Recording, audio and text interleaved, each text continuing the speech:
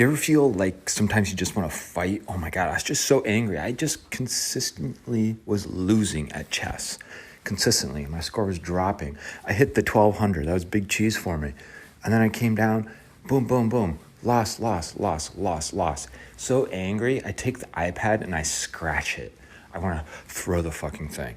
Anyway, books. Comedy Bible by Judy Carter. The Tyranny of Merit by Michael J. Sandel.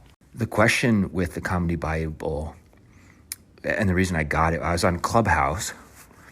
Laugh Factory was doing a comedy workshop. And you have 2 minutes, open mic. My question is, someone who's not funny, can they become funny?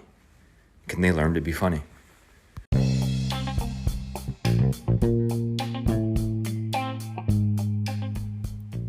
And I honestly think the answer is no, just because I'm so strict when it comes to if I think someone is funny or not. And if they're not funny, I am a disciplining father, and I'm strict in that I'm like, please be quiet, stop talking, you're not funny. But I got the book because I figured, maybe it's worth just learning how to frame a story, for example, and understanding screenplay structure in terms of chapter 1, chapter 2, or part 1, part 2, part 3, how to summarize, how to, deliver the punchline, bam, and then people are either comprehending what you just said or they're pissing their pants.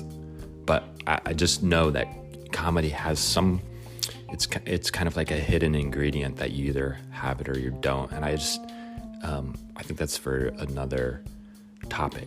I wonder how random these episodes should be. And part of me is like, there's just a stream of consciousness that sometimes people find, or I even find that like, I don't want to listen to a podcast about how to grow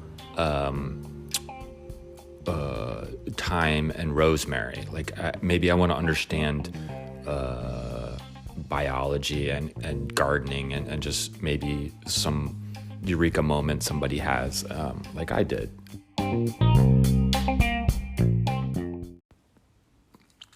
I was pruning some trees and I just had a eureka moment where I was like, vines are like mobs of people and they just want to strangle and bring you down. And their only goal is to suck the life out of trees that want to like get tall. And I just thought that was a metaphor for, I even saw this in Ecuador in like small town poverty. And there's just one person who's like trying to get out of it and like trying to get out of that cycle poverty. And the whole community, just like a vine bringing that person down because they have an idea, they want to do something. And everybody's like, yeah, you're not going to do it. You suck.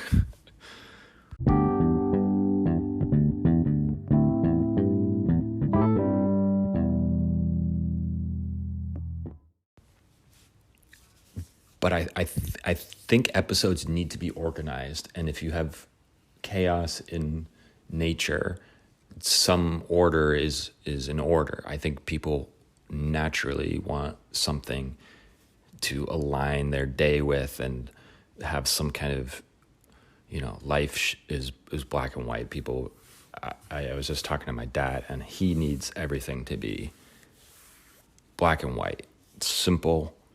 And sometimes the world is just complicated and you can't explain it.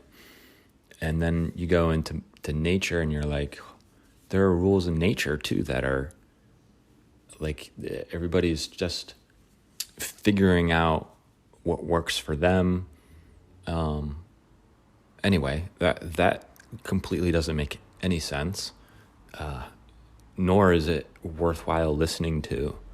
But sometimes maybe we just listen to things to listen and make ourselves feel better. And maybe we say like, at least I'm not as dumb as that guy. At least I'm not like, at least I don't have a podcast with like 4 listeners and wasting my time. No, that's too self-effacing. I think going back to these books, I don't even know if it's worth it, but Michael Sandel, Tyranny of Merit. I read the thing and I skimmed it. And then I was like, okay, here's another person who's not acknowledging their shadow.